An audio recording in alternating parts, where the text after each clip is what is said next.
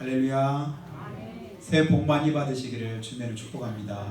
좀 인사하실 때 새해 복 많이 받으세요. 한번 인사하겠습니다. 새해 복 많이 받으세요.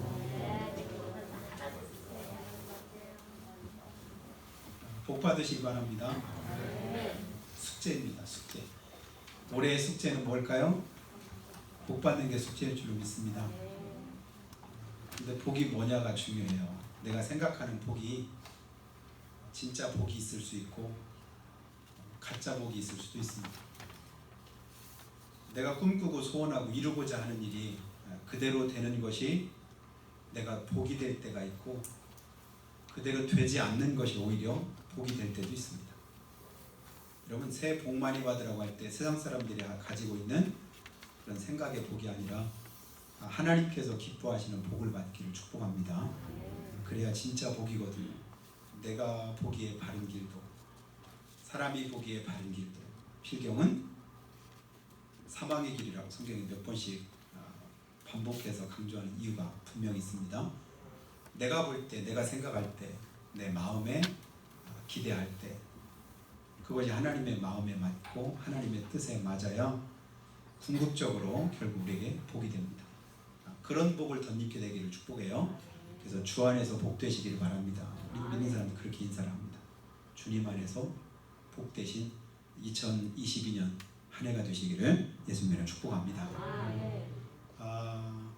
지금부터 한 10수년 전에 저희 지방의 어떤 목사님께서 하셨던 그 말씀을 여러분에게 한번 드린 기억이 있는데요. 남해안에 한번 갔더니 멸치 잡는 걸 이렇게 이제 멸치를 이렇게 잡는 걸 보았답니다. 가끔 제가 TV 통해서 보니까 이런 멸치를 뭘로 잡아요? 낚시로 잡나요?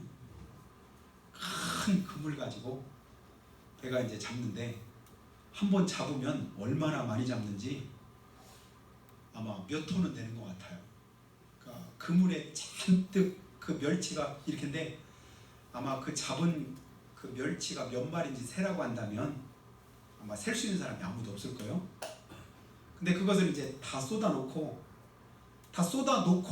그 그물에 걸려있는 멸치들이 굉장히 많습니다. 멸치가 워낙 작으니까. 그러면 이제 거기에 선원들이 여러 명이 달려들어가지고 그 멸치를 이렇게 터는 거 여러분 혹시 보셨나요? 멸치를 여러 지에서 이제 그물을 막 털면 멸치가 이제 거기 껴있다가 그 터는 반동에 의해서 후두둑 후두둑 떨어지는데 잘 안 떨어지는 건 막 세게 털으니까 어떻게 해요? 멀리까지 날아가요. 그러면 선착장에서 그 모습을 안 보던 사람들은 그거 구경할 만 하잖아요. 이렇게 잔뜩 구경하고 있으면 멸치가 이렇게 하늘에서 떨어져요. 그럼 바닥에 떨어진 거는 그건 주소가 또 뭐라고 안 해요.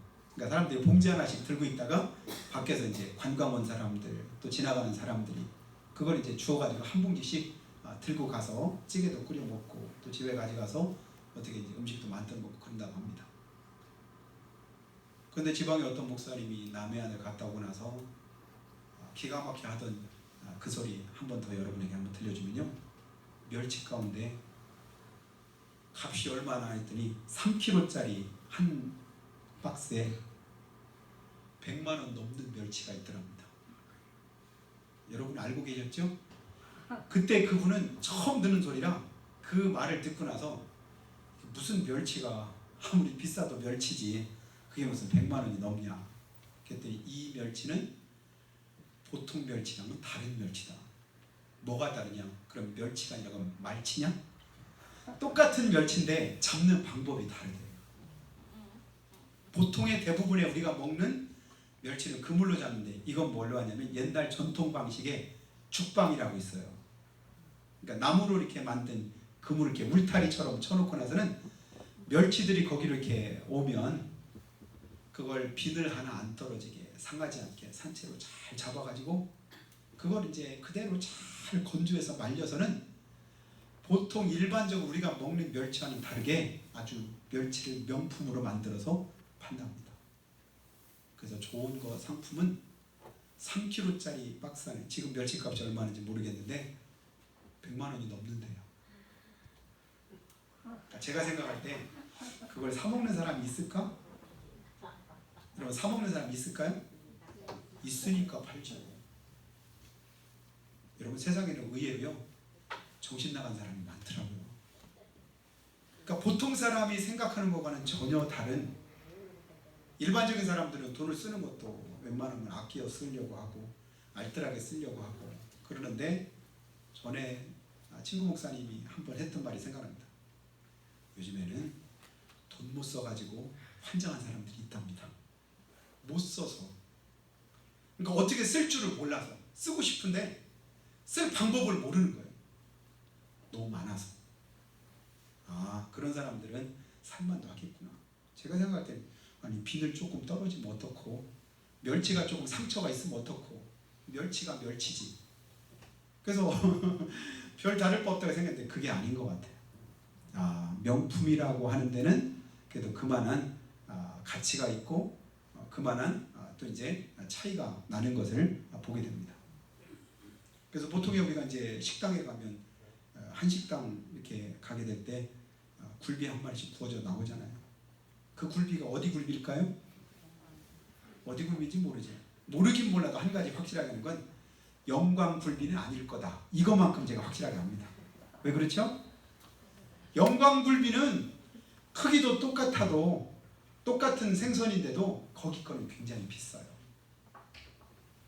한 20여 년 전에 그때 이제 갔을 때 팔던 그 가격도 지금 그 가격에 사 먹으라면 엄두도 안 나면 20년 전인데도 그만큼 비쌌던 것을 기억합니다. 세상에는 똑같은 이름은 가지고 있는데 가치가 다른 것들이 많더라고요.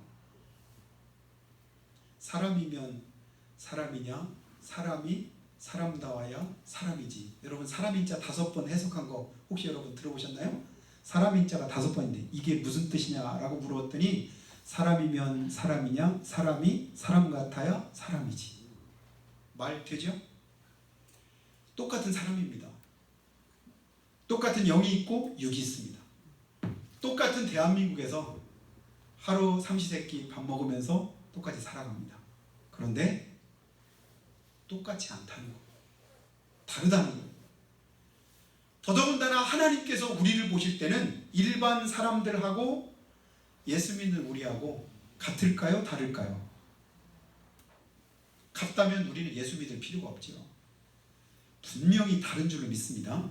하나님께서 보시는 삶의 가치가, 하나님이 보시는 그 모습이 믿는 우리와 믿지 않는 사람은 하늘과 땅 차이인 거예요. 왜 그럴까요? 겉모습은 비슷해요. 살아가는 삶은 크게 차이 안 나는 것 같아요. 그러나 그 속에는 영혼이 다릅니다.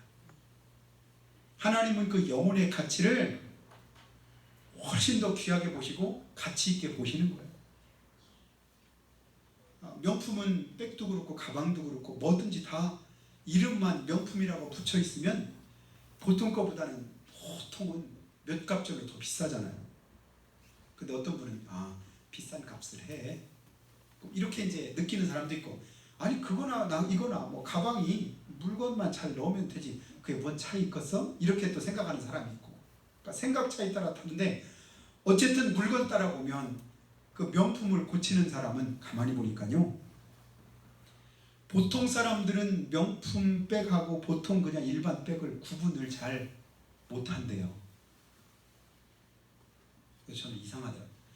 아니 전문가가 아니면 이게 명품인지 아니면 짝퉁인지 구분이 잘 안 되는데 구태여 뭐 하려고 명품을 가지고 다니까. 근데도 명품이 좋답니다. 그래서 거기다가 뭘 넣느냐가 중요한 게 아니라 넣은 것보다도 이게 가방이 더 중요하고 핸드백이 더 중요한 거예요. 명품과 명품 아닌 거 구분하는 방법, 비 오는 날 우산 없이 걸어가다 보면 금방 알 수 있다고 하는 거 여러분 아시잖아요? 명품 아닌 건 어떻게, 비 오면 어떻게 해요? 가방 가지고 이렇게 비 안 맞게 이렇게 할 거 아니에요. 근데 명품 들고 있는 사람 어떻게 해? 이게 가방이 상전이네. 내 머리는 맞아도 괜찮아. 산성비든 뭐든 어쨌든 이 가방만 괜찮으면 문제 없다고 생각하는 거예요. 그래 얼마 전에 어떤 분이 보니까 어디 놀러 갔는데, 놀러 갔다가 글쎄 어떻게 이렇게 가다가 옆에 사람이 잘못해서 툭 쳤는데 그 사람이 가지고 있던 가방에 커피인가 뭔가가 튀었다네. 봤더니 그게 명품이었대. 그래 커피가 2방울인가 몇 방울인가 튀었는데 그거 값을 고치 수선하는 값으로 20만 원인가 30만 원인가 물어줬다고 괜히 놀러 갔다가 잘못해가지고 그러면서 투덜대는 소리도 들어봤습니다. 세상 사람들이 생각할 때 명품, 명품 안 명품 저는 크게 차이가 있다고 생각하지는 않습니다. 내가 필요한 대로 실용적이면 좋다고 생각하는 게 제 기준이에요. 저희 집에서 컵이 이제 이렇게 쭉 있는데 어떤 건 이제 세트로 된 컵이 있고 보통은 그냥 다이소에서 1,000원이면 살 수 있는 그 컵이 있는데 제 컵은 항상 뭐냐면 다이소 컵이에요. 나는 그게 좋아. 생긴 것도 그렇고 쓰는 것도 그렇고 그게 편해서 이건 내 컵 쓰지 마. 그래서 나는 그거 가지고 그러니까 손님 올 때는 다른 색깔도 있고 꽃 무늬도 있고 이런 그래도 그거보다는 몇 값 좀 비싼 그걸 이렇게 내놓게 되죠. 근데 물 마시는데 커피 마시는데 아무런 지장도 없고 불편함도 없습니다.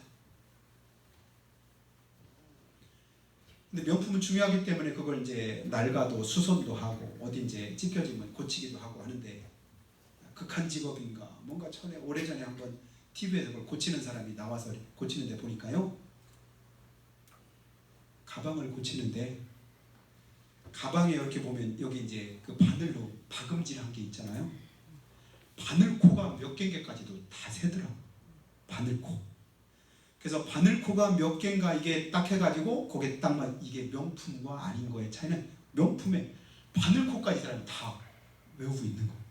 거기 맞게 그대로 비슷하게 해가지고 다 이제 고치는데 감쪽 같습니다. 그러니까 물건은 조금 명품이든 아니든 근데 이제 항상 이제 명품 비싼 거는 거기에 맞게 또 이제 사기꾼들이 있어서 짝퉁을 만들어내잖아요.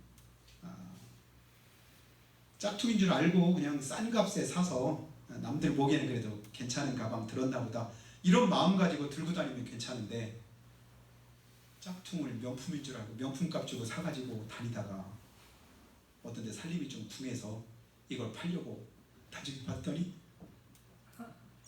선물 받은 건데 진짜 이거 귀한 거라고 생각하면 지금까지 고이 간직하고 애지중지했던 건데 팔 때 알고 봤더니 이게 짝퉁이더라. 이런 얘기 가끔 뉴스에 나오잖아요. 얼마나 허탈하고 얼마나 마음에 속이 상했을까. 그건 아무것도 아니에요. 그리고 우리의 믿음에도 명품이 있고 짝퉁이 있다고 여러분 믿으시나요? 여러분 믿음 생활하는 데도 있어서 명품 믿음이 있고 짝퉁 믿음이 있다고 보여줍니다. 그래서 예수님께서는 마지막 날에 이게 진짜 명품인지 아니면 가짜인지 알곡과 가라지로 양과 염소로 주님께서 구분하신다고 말씀하잖아요. 믿음이면 다 똑같은 줄 알았는데 신앙생활 하는 거면 그냥 일반적으로 다 똑같이 신앙생활하고 예수 믿고 구원받고 천국 가고 그런 줄 알았더니 그게 아니래요. 마태복음 7장 21절에도 주여 주여 하는 자마다 다 천국에 들어갈 것이 니다 이게 아니라 아니요. 주여 주여 하는 자마다 다 천국에 들어갈 것이니다 이래야 되는데 아니요 라고 예수님이 말씀하잖아요. 그건 뭐죠? 진짜 믿음이 있고 짝퉁 믿음이 있다는 얘기잖아요. 99%가 같고 1%가 달라도 가짜는 가짜입니다. 여러분 이단들은 신앙적으로 보면 완전한 짝퉁이죠. 근데 짝퉁의 특징은 뭐냐면 진짜랑 감쪽까지 똑같다는데 거기에 함정이 있습니다. 진짜 똑같아. 아무리 봐도 잘 모르겠어. 전문가 아니면 진짜 그걸 구분할 수 있는 그런 사람이 아니면 보통은 잘 구분이 안 돼요. 근데 왜 이단이라고 할까요? 진짜 알아봤더니 끝부분에 가서 보니까 여기가 조금 이만큼이 틀리구나. 그래서 이단이고. 이단은 한자 그대로 뭐예요? 끝이 다르다. 끝이 다르다. 다를 이자, 끝단자, 끝이 다르다. 이건 뭐예요? 아무리 열심을 가지고 신앙생활하고 그래서 수고하고 애를 썼는데 끝에 가서 내가 천국 못 들어가면 그 그 믿음은 아무 소용이 없는 거 아니겠습니까? 오늘 저와 여러분의 믿음이 짝퉁 믿음이 아니라 진짜 믿음 되시기를 주님으로 축복합니다. 여러분 2021년 지난 지가 이제 이틀째 맞게 되는데요. 지난해까지 지나오면서 어떤 마음과 어떤 생각을 가지셨나요? 그리고 오늘 또 어떤 마음으로 새해 예배를 하나님 앞에 드리십니까? 지금까지 어땠든지 간에 주님은 지나간 것을 묻지 않으시는 분입니다. 그래서 고린도후서 5장 17절에 보니까 그런 중 누구든지 그리스도 안에 있으면 새로운 피조물이라. 주님 안에서는 언제든지 새로워질 수가 있답니다. 새로워지시기를 축복해요. 믿음도 새로워지고 영혼도 새로워지고 마음도 새로워지고 삶도 새로워지기를 축복합니다. 새로운 마음 가지고 행하되 새롭게 한번 진짜답게 신앙생활 한번 해보는 올 한 해가 되었으면 좋겠습니다. 예배 드리는 것도 진짜로 드리고 봉사하는 것도 진짜로 하고 삶 속에서 일상생활 할 때도 진짜 예수 믿는 사람답게 진짜 하고 그랬으면 좋겠습니다. 제가 목욕탕에서 머리를 깎다가 목욕탕에서 자꾸 이제 확진자들이 나오고 그래가지고 미용실을 가서 이제 머리를 깎는데요.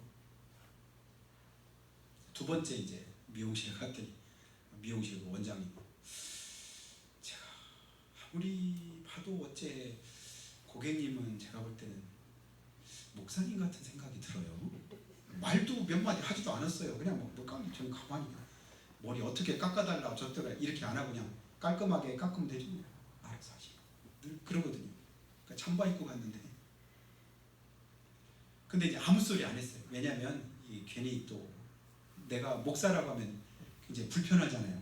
행동하는 것도 그렇고 신경도 쓰이고 가만히 있었는데 그냥 그러고 지나가면 괜찮아요. 목사님 아니세요? 꼭 자꾸 또 묻네. 근데 아니라고 하기가 또 거짓말하는 게 그게 또 어렵네. 그래서 맞아요. 맞아요. 그러고 나서 어쩔 수 없이 이제 얘기를 했는데 제가 이 일을 오랫동안 하다 보니까 사람을 딱 보면 이분은 뭐 하겠다 웬만큼 생각이 들더래요. 내가 그래가지고 원장님 아니고도 보통 사람도 그냥 웬만큼 다 그렇게 그 정도는 알더라고. 내가 속으로만 생각을 했는데 자, 하나님께서 우리의 삶을 보실 때 너 진짜 믿음이 있구나. 너 진짜 하나님 경외하는구나. 너 진짜 하나님의 말씀을 그대로 믿는구나. 창세기서 22장 이후에 여러분 믿음의 조상이 누구예요? 아브라함이잖아요. 창세기 12장에서 아브라함을 갈 바를 알지 못하는데도 하나님은 그를 부르셔서 본토 친척 아비 집 떠나라고 하셨습니다. 그때 갈 바를 모르고 아브라함 순종해서 나아갔습니다. 그 믿음 대단한 거 아니에요? 그리고 나서 30년 이상이 지났습니다. 하나님 말씀 쫓아서 하나님 이끄시는 대로 하나님 말씀에 순종해서 살아온 지 30년이 훨씬 지나갔어요. 그런데 22장에서 그 아들 독자 이삭을 100세 낳았는데도 이제 좀 한참 이제 청소년기가 돼가지고 이제 거의 다 많이 키웠다라고 싶을 그때 번제로 드리라고 하니 그래도 아브라함 순종했잖아요. 그러고 났더니 그때 하나님께서 하셨던 말씀이 내가 이제야 내 아들 독자 이삭보다도 나를 더 경외하는 줄을 알겠노라 라고 주님이 말씀하십니다. 내가 이제야 네 믿음 진짜인 줄 인정하겠다 이 말이잖아요. 아브라함도 30년 넘게 그렇게 믿음 생활하고 하나님 말씀 쫓아 행하고 수많은 그런 우여곡절을 겪고 난 이후에 하나님 앞에 내가 이제야 내가 너를 알겠다 이렇게 말씀하시는 그 인정을 들었습니다. 여러분 지금까지 어떻게 지나오셨습니까? 다른 사람 생각할 것 없이 내 스스로 내 자신을 한번 진단하는 시간 가졌으면 좋겠습니다. 내 믿음은 진짜인가? 혹여 짝퉁 아닐까? 천국은 그물로 고기 잡는 사람과 같아서 그 그물에서 고기를 떼낼 때 먹을 만한 고기, 못 먹을 고기 이렇게 갈라내는 것처럼 계속 갈라낸다잖아요. 알곡인지 가라진지 또 쭉적인지 또 갈라낸다잖아요. 양인지 염소인지 또 갈라낸다잖아요. 어디서 갈라내요? 세상 가운데서 갈라내는 게 아니에요. 세상에서 불러서 모은 거룩한 그런 이제 성도라고 하는 그 가운데서 성전 안에서 하나님 앞에서 하나님께서 그걸 구분하시는 거예요. 그때 내가 주의 이름으로 선지자 노릇했고 주의 이름으로 귀신을 내쫓고 주의 이름으로 많은 능력을 행하고 주님의 이름으로 이 일 저 일을 다 했고, 그냥 보통 능력이 아니에요. 귀신도 쫓았습니다. 병도 고쳤습니다. 그리고 많은 능력도 행했어요. 사람들로부터 믿음 좋다는 소리도 많이 들었습니다. 근데 정작 주님께서 보시니까 어떤 거예요? 알고 봤더니 짝퉁이네. 알고 봤더니 나하고 상관이 없네. 내가 너를 도무지 알지 못하노니. 주님 모르실까요? 인정 안 하신다는 얘기죠. 바깥 어두운 데 가서 슬피 울며 이를 갈라고 주님께서 말씀하실 때 그처럼 비참하고 그처럼 안 된 그런 불쌍한 그런 영혼이 어디 있겠습니까? 오늘 하나님 앞에서 예수 믿는 나, 하나님의 자녀된 나를 충성히 여겨 직분까지 줘가시면서 나를 인정하시고 싶으셨던 하나님, 그 하나님 앞에 여러분, 저 여러분의 삶이 올 한 해 인정되는 진짜 믿음 되시기를 축복합니다. 진짜 믿음뿐만 아니라 진짜에서부터 더 가치 있는 게 뭐냐? 그게 명품이잖아요. 믿음의 명문가, 믿음의 명품. 여러분, 그처럼 자랑스러운, 그처럼 하나님 앞에 영광스러운 그런 말이 있을 수 있을까요? 주님 앞에서 이와 같이 쓰임받는 여러분이 되시기를 축복하고요. 양과 염소를 나눌 때 주님 뭐라고 하냐면, 저주를 받은 자들아 나를 떠나 마귀와 그 사자들을 위해서 예비된 영원한 불에 들어가라. 저희는 영벌에 들어가리라. 마태복음 13장은 특별히 천국에 관해서 여러 비유들을 우리 예수님께서 친히 우리에게 가르쳐 주신 말씀입니다. 집에 가서 한번 13장 전체를 한번 읽어보면요, 천국은 이렇구나, 천국이 이거라고 하는구나, 이걸 천국이라고 말씀하는구나, 그런 게 여러 비유로 이렇게 나타내는데, 오늘 우리가 읽은 말씀도 그 비유 가운데 하나인 거예요. 24절 말씀 한번 다시 보겠습니다. 예수께서 그들 앞에 또 비유를 들어 이르시되, 천국은 좋은 씨를 제 밭에 뿌린 사람과 같으니. 좋은 씨를 자기 밭에 뿌렸답니다. 여러분, 좋은 씨를 뿌렸으면 거기서 무슨 싹이 날까요? 좋은 싹이 나야 정상입니다. 여러분, 하나님의 말씀을 증거하는데 좋은 하나님의 말씀을 증거할까요? 아니면 나쁜 하나님의 말씀을 증거할까요? 나쁜 하나님의 말씀 어떻게 증거합니까? 진리의 말씀이 성경의 말씀을 증거하지요. 진리가 아닌, 말씀이 아닌 성경과 다른 하나님의 뜻과는 상관없는 그런 말을 한다면 그 책임을 제가 면할 수가 없잖아요. 그래서 저는 제가 지키든 안 지키든, 제가 그렇게 살았든 살지 못했든 뭐 할 의무가 있냐면 하나님 말씀을 그대로 전할 의무가 있는 거예요. 근데 마음밭이 좋지 못한 사람들은 그렇게 저는 지켰나? 저는 그렇게 살았나? 여러분, 속으로 그렇게 생각하면 설교 듣는 사람들이 있잖아요. 제가 그렇게 듣고 그렇게 지켰기 때문에 설교를 하는 게 아니에요. 저도 그렇게 지키려고, 그렇게 행하려고, 그렇게 주님께서 살라고 우리에게 주시는 말씀이, 그 말씀이 설교인 거예요. 설교를 할 때 제가 제일 먼저 듣지요. 아니, 듣기 전에 이미 준비를 하면서 수없이 제가 읽고 듣고 생각하고 또 묵상하고,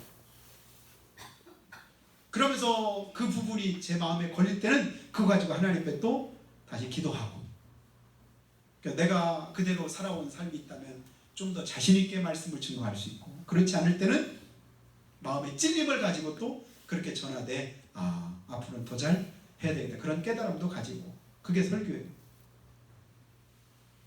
똑같은 하나님의 말씀이 내게 들려질 때 그 말씀을 여러분 아멘으로 받고 순종함으로 받는 그런 복이 있기를 주님을 축복합니다. 그 말씀 받고 안 받고는 내 마음이에요. 근데 받을 때 은혜가 되고 그 말씀 그대로 받지 못하면 그만큼 영적으로는 내게 손해가 됩니다. 그래서 오늘 주님께서 말씀하기를 제 밭에 좋은 씨를 뿌렸다라고 말합니다. 그런데 좋은 씨만 뿌려져 있으면 괜찮은데 25절 한번 볼까요? 뭐라고 말씀해요? 사람들이 잘 때 그 원수가 와서 곡식 가운데 뭐도 뿌렸어요? 가라지도 덧뿌렸다. 가라지도. 여러분 모내기 할 때 여러분 뭐를 심어요? 아니면 피를 심어요? 모내기 할 때? 뭐를 심잖아요. 혹시 풀도 심으시는 분 있나요? 농사할 때 그냥 뭐만 나면 심심하니까 풀이라도 뽑아야 돼서 풀을 심으시는 분이 계신가요? 분명히 뭐만 심었는데 거기서 뭐가 나요? 풀도 나고 제초 작업도 하고 농약도 하고 다 해도 어디서 날라왔는지 그렇게 희한하게도 풀이 그렇게 나는지 피가 나는지 신기하지 않아요? 영적으로는 더더욱 그렇습니다. 사람들이 잘 때 이게 무슨 말이에요? 영적인 잠을 우리가 잘 때 영적으로 무감각할 때 하나님의 말씀 앞에 내가 민감하게 반응해서 하나님의 뜻대로 살고 하나님 말씀대로 우리가 행해야 되는데 그렇지 못할 때가 있거든요. 영적인 잠을 잘 때 그때 누가 와서? 원수가 와서. 원수가 누굽니까? 마귀죠. 사탄이죠. 귀신이죠. 원수 마귀가 우리에게 나도 모르는 사이에 내 속에다 뭘 뿌려놨다고요? 가라지를 뿌려놓은 거예요. 그래서 함께 자라긴 하는데 나중에 보니까 내 속에서 한 입에서 쓴물도 날고 단물도 나더라.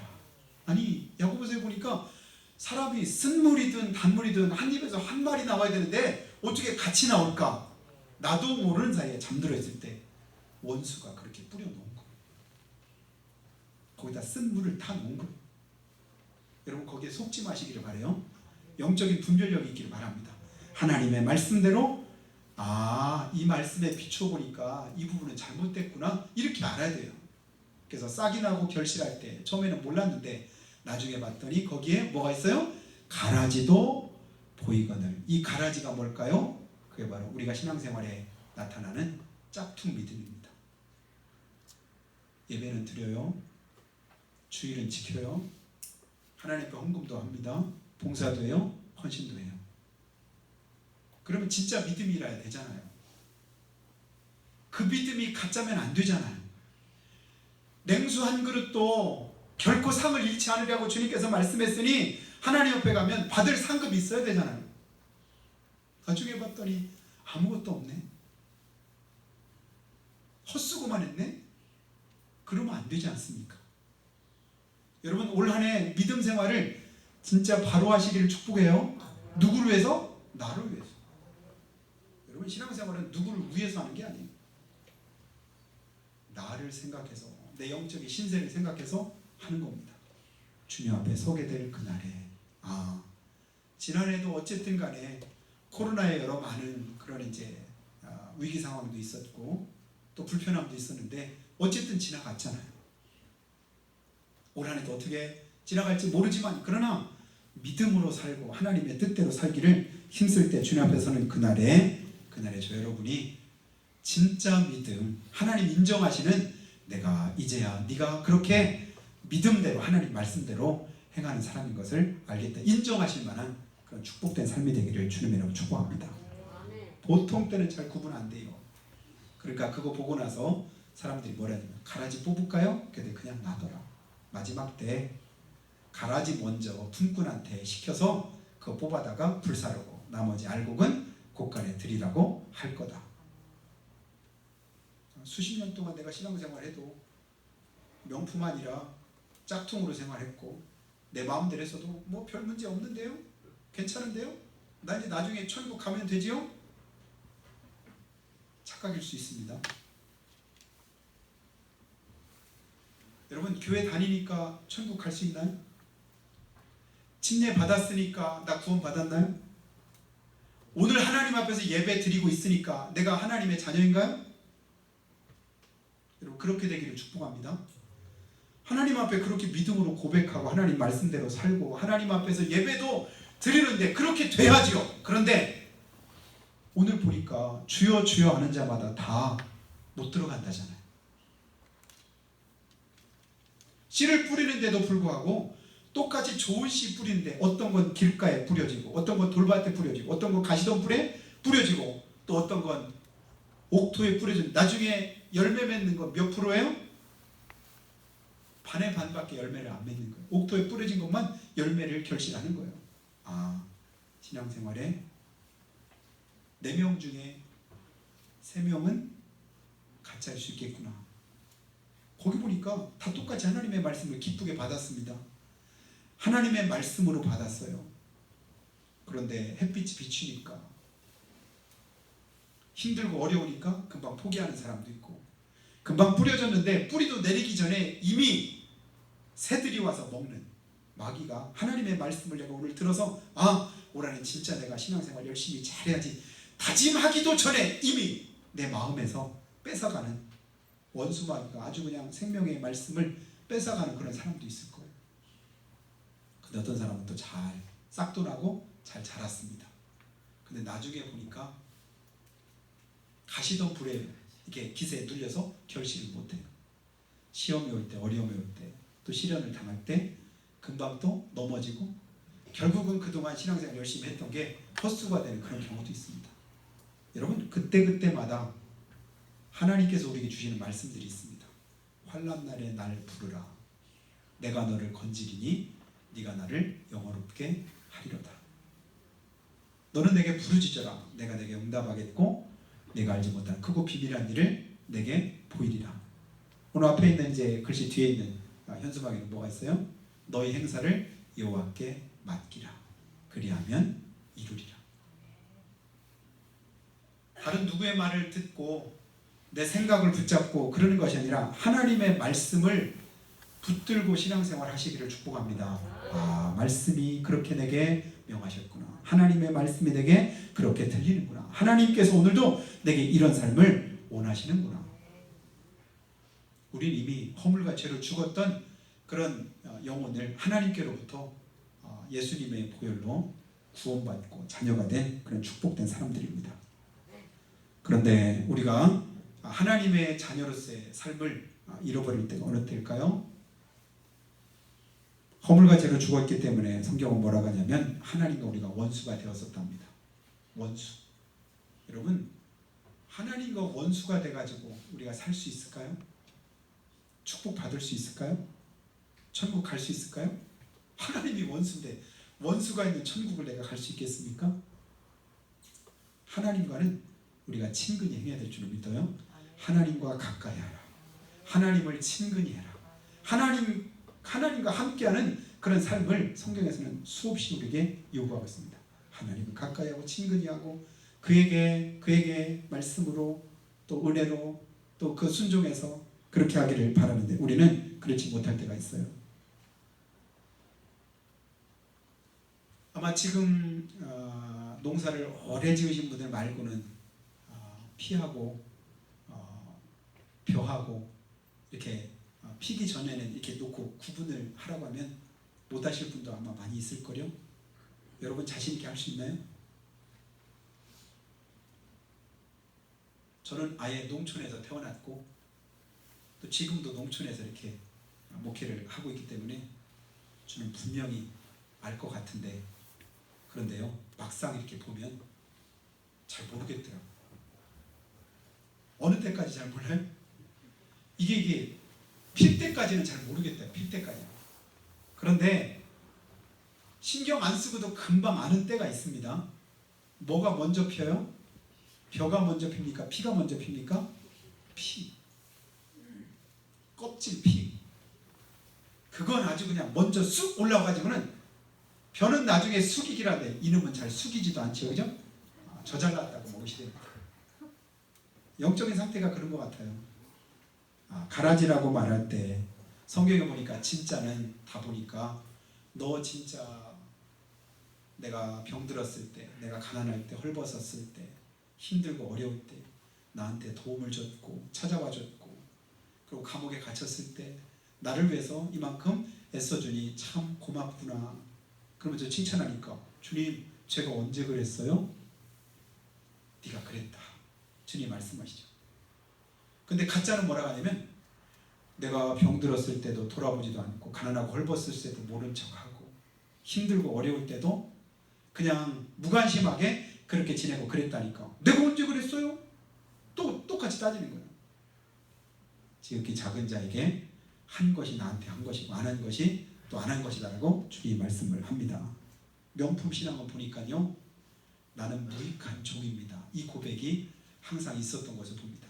나의 나됨은 내가 힘써서 수고하고 애쓰고 하나님께 헌신하고 충성했기 때문입니다. 이렇게 바울이 자랑도 할 만한데, 뭐라고 말해요? 나의 나됨은 오로지 하나님의 은혜입니다. 말하는 거 보면요, 영적인 상태는 금방 분별됩니다. 여러분 성경을 한번 쭉 여러 번 한번 읽어보세요. 그리고 나서 다른 사람과 신앙생활 할 때 여러 가지 한번 대화 한번 해보시기 바랍니다. 그분의 영적인 진단하는데 그렇게 어렵지 않아요. 왜냐하면 성경에 이미 다 나타나는 반응들이 성경에 기록이 되어 있거든요. 나는 무익한 종입니다. 무익하다는 말이 무슨 말이죠? 아무 쓰잘데없는, 하나님이 붙들어 주시지 않으시면, 하나님께서 도와주시지 않으시면, 하나님이 지켜주시지 않으시면, 내가 물론 나를 통해서 했지만 다른 사람들은 내가 한 줄 아는데 내가 아니야. 우리도 똑같은 사람이야. 베드로도 그랬고요, 바울도 그랬고요. 사람들이 신인 줄 알고 그 앞에 엎드리니까 왜? 그러면서 오히려 놀라는 거예요. 나도 똑같은 사람이야. 그러면서 고넬료에게 하나님의 말씀을 전하고, 제우스 신인 줄 알고 뭐 여러 이제 헬라인들에게, 그들에게 또 바울이 말하고 우리 안에 있는 복음을, 예수님을 증거합니다. 여러분, 내 속에서 나와야 될 진짜는 뭐냐면 내가 아니에요. 누가 나와야죠? 주님이 나와야 될 줄로 믿습니다. 내 믿음의 근원, 내 삶의 근원, 내 신앙생활의 근본 누구예요? 우리 주님이십니다. 다른 말들 하지 말자. 다른 생각하지 말자. 다른 거에 미혹되지 마시기 바랍니다. 하나님의 말씀에 귀를 기울이고 그 말씀이 어떤가를 살펴보고 생각하고 그 말씀대로 지켜 행하기를 힘쓰시기 바라요. 누구는 뭐라고 하더라, 누구는 좋다고 하더라, 이 말 해가지고 이 말 저 말 듣고 나서 신앙생활 잘하는 거 여러분 혹시 보셨습니까? 여기저기서 들려오는 잡다한 소리에 귀를 기울여 제대로 신앙생활 할 수가 없지요. 왜요? 그건 진리가 아니거든요. 진리는 한 소리만 하는 거예요. 한 소리 또 하고 한 소리 또 하고 한다 할지라도 성경 말씀이 진리니까 예수 믿으세요. 예수 믿고 구원 받으세요. 하나님의 말씀 안에 거하세요. 여러분, 이거 맨날 한다고 해서 아니 왜 맨날 한 말에게 또 하고 또 하고 이렇게 말하겠습니까? 성경은 변함이 없잖아. 사람들은요, 오늘은 이렇게 말하고요, 내일은 또 다르게 말합니다. 이게 죄된 심성입니다. 하나님의 말씀에 귀를 기울이고 사람의 말에 귀 기울이지 말고 그 말씀 그대로 순종해서 올 한 해 짝퉁처럼 신앙생활 하지 말고 진짜 명품 신앙 가지고 믿음 안에 승리하시는 저 여러분 다 되시기를 예수님의 이름으로 축복합니다. 우리 한번 기도할 때요, 하나님, 내 믿음이 그동안 하나님 앞에서 어떤 믿음이었는지 다시 한번 돌아봅니다. 그리고 올 한 해만큼이라도 제대로 된 신앙생활, 바로 된 신앙생활 할 수 있기를 다짐하고 결단합니다. 열매도 없으면서 큰소리치고 좋은 열매를 맺는 나무가 좋다고 했는데 나쁜 열매만 잔뜩 맺어놓고 그리고 착각하면서 의시되는 우리의 모습일 때도 있습니다. 우리 하나님께서 나를 보실 때 내 믿음이 어떠할지 다시 한번 돌이켜보니 참으로 부끄럽습니다. 그 부끄러움이 계속되지 않기를 이 시간 주님 앞에 구할 때, 누구든지 그리스도 안에 있으면 새로운 피조물이라고 주님께서 말씀하셨는데 새로워지기 원합니다. 새로운 심령, 새로운 영혼, 새로운 다짐과 결단을 가지고 올 한 해를 우리가 시작합니다. 주여 도와주시고 붙들어 주셔서 올해만큼은 진짜로 인정할 만한, 그리고 후회 없는 믿음 생활할 수 있도록 주님이 도와주시라고 한 목소리로 고백하며 기도하겠습니다. 살아계신 우리 아버지 하나님, 은혜와 사랑을